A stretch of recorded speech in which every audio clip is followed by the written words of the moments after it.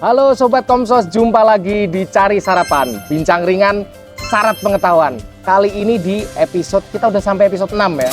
Nah, di episode 6 ini kita ada narasumber baru.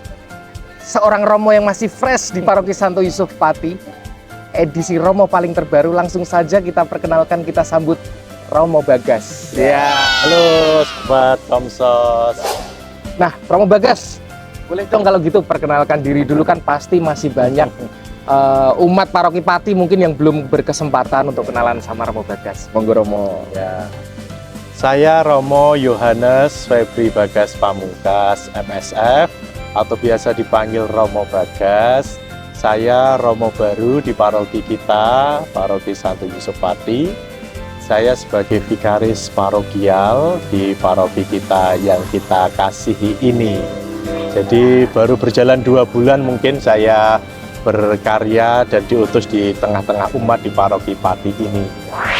Oke Romo Bagas, sekarang ini kan udah masuk ke minggu terakhir, belum, akhir bulan Oktober. Ya. Berarti sebentar lagi kita akan menyambut masa yang paling ditunggu. Wah, masa yang paling meriah untuk umat Kristiani, yaitu tidak lain tidak bukan adalah masa Natal yang didahului dengan masa Advent. Nah, kali ini saya mau tanya, mohon diingatkan kembali. Ya. Pasti di antara kita kan banyak yang ngerasa, wah Natal dari tahun ke tahun ngulang lagi. Nah, tolong ingatkan kami kembali tentang apa itu makna khusus sebenarnya dari perayaan Natal. Kita itu sudah merayakan Natal, ada yang 20 tahun, ada yang sudah 30 tahun, ada yang 50 tahun, ada yang baru beberapa tahun sesuai dengan usia kita saat ini. Tetapi kalau mau kita dalami sebenarnya, tiap tahun itu makna Natal selalu baru dan berbeda. Karena Natal itu adalah apa? Natal adalah momen kelahiran Sang Yesus Kristus, Sang Penyelamat kita yang lahir ke dunia untuk menyelamatkan kita manusia yang sudah dipenuhi dengan noda dosa ini. Maka nuansa Natal sering kali kita rasakan adalah nuansa sukacita. Ya. Jadi sukacita rohani bagi kita. Makanya tidak ada umat Katolik yang akan mengatakan, aduh Natal selalu mengulang ya. Mengulang dan mengulang. Makanya kita harus merenungkan pertama-tama Natal adalah kelahiran. Apa yang baru dalam kehidupan kita? Pasti sobat-sobat Komsos yang ada di rumah menyaksikan ini pasti akan mengalami merasakan sesuatu yang baru dalam setiap gerak kehidupannya. Nah, dimaknai dengan kerangka Natal, kelahiran kita sudah diselamatkan, kita sudah dianugerahi Sang Juru Selamat yang dekat dengan kita. Sukacita secara rohani itu sudah menggambarkan bahwa kita ini adalah pribadi yang dikasihi. Nah, kasihnya itu nyata lewat apa? Silahkan nanti dirasakan di keluarga kita masing-masing atau di komunitas kita masing-masing. Nah, itulah yang membuat makna Natal itu semakin ada gaungnya, ada hidupnya. Karena Natal itu tidak hanya merayakan Yesus yang lahir, tetapi apa yang baru, apa yang lahir secara bermakna dalam diri kita, entah dalam kehidupan kita masing-masing atau dalam keluarga kita. Itu yang harus kita cari, itu yang harus kita temukan, dan itu yang harus kita maknai. Sehingga tidak lagi setiap tahun itu Natal ya gini-gini aja ya. Nah, mengulang hal yang sama. Mengulang hal yang sama, tetapi kita perlu mencari secara pribadi apa yang baru, apa yang bermakna, apa yang lahir dalam kedalaman hati kita, dalam keluarga, itu yang membuat kita nantinya akan bersukacita. Siap. Tuh. Oke Mo, sebelum kita memasuki masa sukacita dengan berbagai macam kegembiraan itu, tentunya kita kan kedatangan dulu masa Advent. Nah, kalau masa Advent itu sendiri gimana? Ya. Gereja Katolik itu sungguh baik ya. Karena apa? Karena untuk menyambut perayaan Natal yang sungguh agung ini, kita tidak hanya ya sudah besok Natal ya sudah kita harus merayakan kalau besok Natal. Tidak. Sama seperti kita kalau hendak menantikan sesuatu, pasti ada yang namanya persiapan. Persiapan, betul sekali. Persiapan ini penting bagi kita untuk menyiapkan segala sesuatunya agar momen itu bisa kita sambut dengan layak, dengan pantas, tapi juga menambah sukacita. Karena orang yang mempersiapkan itu kan berjuang ya. Kita berjuang secara manusiawi, nanti sampai hari H kita akan mengalami dan merasakan, oh ini toh yang saya persiapkan dengan segala dinamika yang ada. Advent berasal dari bahasa Latin adventus yang artinya adalah kedatangan. Nah, pertanyaan yang boleh kita ajukan, lantas kedatangan siapa? Atau Advent bisa kita maknai sebagai masa penantian. Kedatangan atau penantian tergantung yang kita nantikan itu bermakna atau tidak bagi kehidupan kita. Contoh konkretnya, kalau kita hendak menerima tamu, kalau tamu itu adalah seseorang yang bermakna bagi kita, seseorang yang berguna atau mendampingi kita dan itu membuat kita spesial, pasti kita akan mempersiapkan dengan sukacita. Tuhan Yesus itu bagi hidup kita bermakna atau tidak? Kalau Tuhan Yesus itu bermakna, maka persiapan Advent ini, kedatangan, kita akan menyambut kedatangan Tuhan Yesus dengan penuh sukacita. Persiapannya juga lahir dari dalam, kemudian tidak ada yang namanya terpaksa, karena 4 minggu itu menjadi waktu yang sungguh dianugerahkan oleh Allah dan gereja untuk kita mempersiapkan hati dan diri menyambut kedatangan Sang Juru Selamat. Makanya dalam Advent yang 4 minggu tadi, itu sebenarnya kita mempersiapkan apa sih? Yang pertama adalah masa penantian. Yang kita nantikan jelas Yesus Kristus.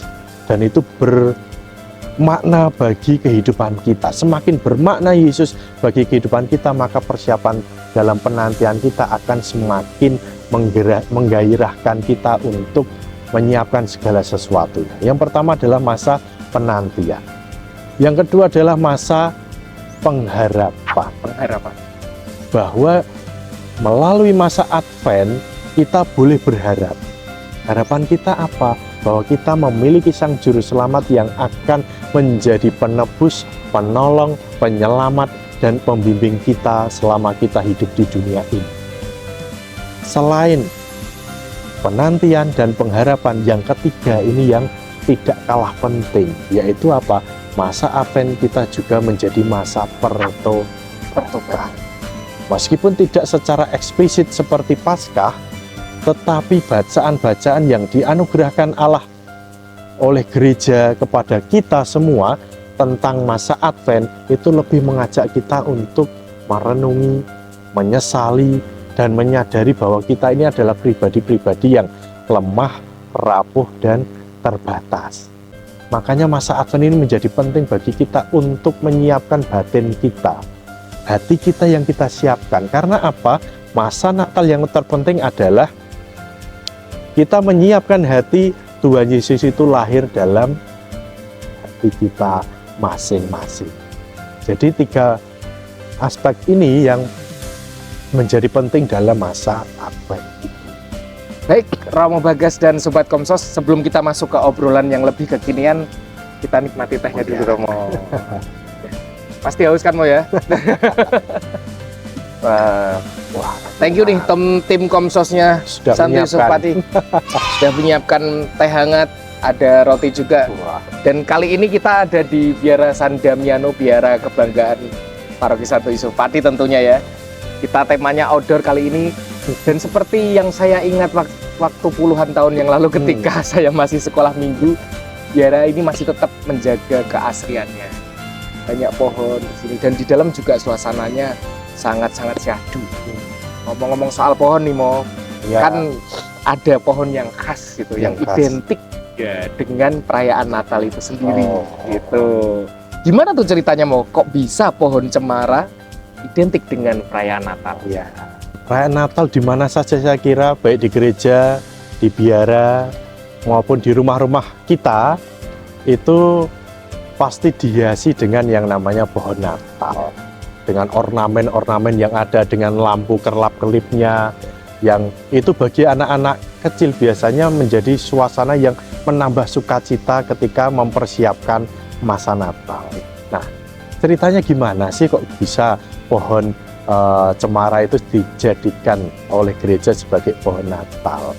Kita lihat konteksnya, bahwa di Eropa ketika musim dingin, musim panas, musim gugur, musim semi, hanya ada satu pohon, yaitu pohon cemara yang tetap hidup dan tetap subur dan tetap berwarna hijau ketika menghadapi berbagai musim, terlebih musim dingin. Makanya pohon cemara ini sebenarnya adalah lambang atau simbol yang menggambarkan pengharapan yang abadi, kehidupan yang kekal, sukacita yang terus berlangsung dari hari ke hari. Itulah yang diambil oleh gereja untuk memaknai makna Natal. Diharapkan dengan simbol Natal ini, pengharapan kita terus hidup. Pengharapan terhadap Tuhan Yesus yang menjadi Sang Juru Selamat, yang rela lahir menjadi seperti kita manusia, itulah yang hidup dalam pengharapan kita. Dan juga sukacita kita diharapkan menjadi sukacita yang tidak hanya berlangsung ketika momen-momen sukacita saja, momen-momen Natal, tidak, tetapi ketika kita menghadapi situasi apapun, baik itu situasi yang mengecewakan, situasi yang kadang-kadang membuat kita sedih, situasi yang membuat kita terpuruk, dan situasi yang seringkali membuat kita itu mempertanyakan, ini jalan Tuhan seperti apa sih? Kok saya harus mengalami seperti ini? Nah, kita diingatkan dengan pohon Natal ini, harusnya hidup kita, sukacita kita, pengharapan kita itu harus abadi sama, tetap berlangsung terus-menerus seperti pohon cemara yang tetap hidup meskipun di musim dingin, yang itu musim yang bagi pohon yang lain itu mematikan. Harus bertahan, karena apa? Karena ternyata kita tidak berjalan sendirian. Allah yang sudah turun hadir di tengah-tengah kita, itulah yang menjadi sahabat, teman yang mendampingi kita sampai kapanpun, meskipun kita menghadapi situasi yang sulit, yang berat, tetapi tetaplah hidup seperti pohon Natal yang memancarkan sukacita, apalagi kalau ditambah ornamen-ornamen dan kerlap-kerlip lampu yang ada, semakin menambah sukacita dan kegembiraan bagi kita. Itu ceritanya seperti itu. Ceritanya seperti Ya. itu, sampai pohon Natal ada di dalam mall yang gede-gede Ya, itu, gede-gede. ada juga yang dibuat dari sampah, Ya. gitu, macam-macam, banyak kreativitasnya. Tentunya saya juga mengingatkan Sobat Komsos, ya kan, selain merayakan Natal dengan berbagai macam situasi, berbagai macam orang, berbagai macam pesta mungkin, jangan sampai melewatkan ekaristinya, Mo ya. Nah, begitu saya mau nanya juga nih Romo, selain ekaristi yang utama itu tadi, kira-kira kegiatan apa nih Mo yang bisa membuat kita semakin memaknai Natal itu sendiri? Ya, yang pertama memang betul. Yang utama dan pertama adalah perayaan Ekaristi, karena itu adalah sumber dan puncak kehidupan kita sebagai umat Kristiani. Dan di dalam perayaan Ekaristi nampak misteri keselamatan Allah melalui inkarnasi. Ekaristi menjadi landasan semangat dasar bagi kita untuk apa? Nah, melakukan kegiatan yang lain. Tadi kegiatannya apa? Nah, kalau dalam perayaan Natal kita sudah merasakan kelahiran baru, hati yang baru, semangat baru, kemudian cara hidup yang baru, maka kita yang pertama, kita bisa menularkan kebaruan itu, kelahiran itu melalui apa? Keluarga. Pertama-tama dalam keluarga. Kalau sukacita semangat Natal itu sudah lahir dalam hati kita, maka mari kita sebagai keluarga, kita juga menjalin relasi persaudaraan yang juga baru. Ngobrol bareng dengan pasangan, dengan anak, kita mendengarkan kisah-kisah mereka, kita mendengarkan keluh kesah mereka, sukacita mereka, harapan-harapan mereka, kegelisahan dari mereka semua. Nah, itu yang membuat Natal ini berdampak dan berdaya guna, bahwa keluarga saya ternyata mengalami kebaruan. Nah, setelah dari keluarga, apa yang penting? Kita memiliki sesama yang ada di sekitar kita. Jadi apa? Suasana yang baru, kelahiran yang baru, semangat yang baru harus sampai kepada sesama yang ada di sekitar kita, terutama mereka yang membutuhkan. Baik membutuhkan perhatian, membutuhkan pertolongan, membutuhkan segala sesuatu yang bisa kita lakukan untuk mereka. Contoh konkretnya apa? Kita bisa berbagi. Selain kita makan bersama sebagai satu keluarga, kita bisa mengunjungi sesama kita baik dalam biara atau dalam panti asuhan atau mereka-mereka yang memang lemah, kecil, tersingkir. Kita bisa berbagi sesuatu kepada mereka. Baik itu materi maupun berbagi kegembiraan dengan berkunjung. Mungkin bisa mengunjungi suster-suster yang ada di sini juga ya. Untuk berbagi sukacita, berbagi kegembiraan Natal yang lahir dari dalam hati kita. Berarti Natal tidak hanya untuk saya pribadi. Nah, kalau pas berbagi itu tentunya sebelumnya kan untuk berbagi itu pasti kita belanja dulu. Pasti itu pas Natal itu pas banget, banyak pusat-pusat perbelanjaan, banyak merek-merek yang mengobrol diskon besar-besaran sekaligus untuk menutup tahun, gitu kan. Ya tidak bisa kita pungkiri ya, mau itu menambah kemeriahan Natal itu sendiri. Ada pesan mungkin nggak mau, mungkin bagaimana kita menyikapinya? Kemeriahan sebenarnya itu di luar dari Natal itu, tapi menjadi bagian dari Natal. Ya. Ini perkembangan kehidupan kita ya, perkembangan kehidupan kita semakin modern. Mau tidak mau, ketika ada perayaan-perayaan besar, yang namanya brand-brand yang ada di sekitar kita itu pasti menyongsong waktu. Ya, ini momen yang tepat ada big sale dan waktunya orang belanja. Karena kalau orang sukacita pasti mereka kan rela menghabiskan uangnya karena mereka mendapatkan kegembiraan yang lebih. Tetapi beberapa waktu yang lalu Paus Fransiskus itu pernah memberikan pesan rohani yang mendalam bagi kita. Beliau berpesan apa? Bahwa jangan sampai kita hanya merayakan Natal duniawi. Artinya apa Natal duniawi itu? Yaitu kita berfokus hanya pada selebrasi dan itu syarat akan makna duniawi. Contohnya tadi, perayaan Natal yang penting bukan kelahiran Yesus Kristus, kelahiran Sang Juru Selamat yang menyelamatkan kita, atau kelahiran baru dalam hati kita, semangat baru dalam hidup kita, tetapi yang penting malah kita disibukkan dengan berbelanja. Kita disibukkan dengan menyiapkan ini dan itu, misalnya pohon Natal, ornamen Natal, kado Natal, nanti pada perayaan Natal kita makan apa, dan lain sebagainya. Itu malah yang menyibukkan diri kita. Tetapi esensi dari makna Natal yang adalah kelahiran dan sukacita baru itu malah terpinggirkan. Makanya Paus Fransiskus memberikan nasihat kepada kita, jangan sampai kita merayakan Natal itu perayaan Natal duniawi. Apakah tidak boleh kita lantas berbelanja, makan bareng? Boleh. Kalau itu menjadi penunjang bagi sukacita dan kelahiran baru dalam perayaan Natal ini. Tetapi yang penting adalah tadi, pertama kita menyiapkan hati kita melalui masa Advent, kedatangan, penantian, ada pertobatan di dalamnya, sehingga hati kita itu layak dan pantas Yesus hadir, Yesus lahir dalam hati kita. Itu yang penting, ditunjang dengan perayaan Ekaristi, perayaan Natal yang agung dan mulia, tetapi kita juga boleh untuk melengkapi sukacita kita dengan berbelanja atau dengan makan bersama, tetapi itu hanya sebagai pelengkap. Oke Romo. Nah ini sebelum matahari bergeser semakin terik ini, mau kasihan kru-kru itu sudah udah pada kepanasan. Ada yang pakai kain, ada yang pakai tampah, macam-macam.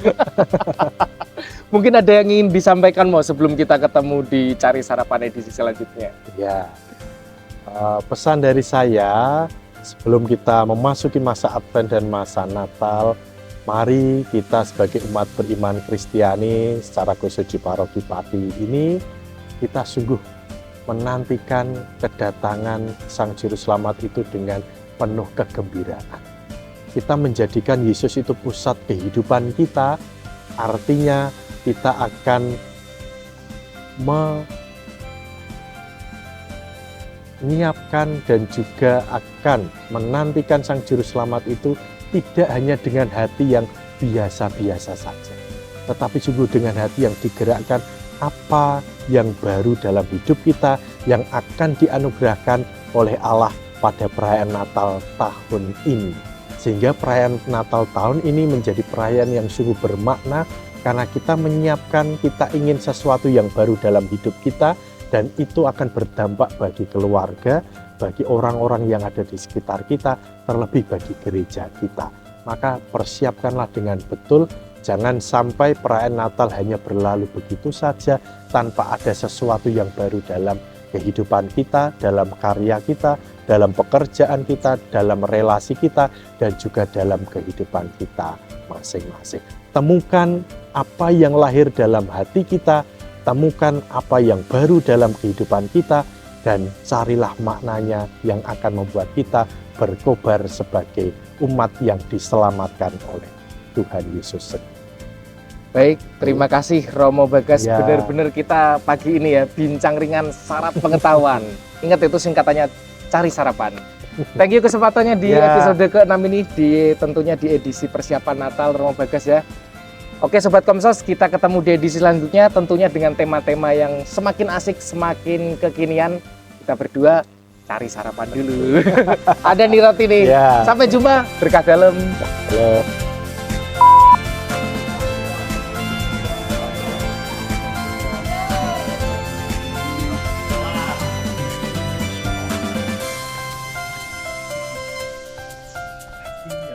Matahari Indonesia yang semakin terik, kasihan kru-kru. Mau banget guys, panas banget ya guys. Di episode 6, cari sarapan. Apa tuh cari sarapan? Langsung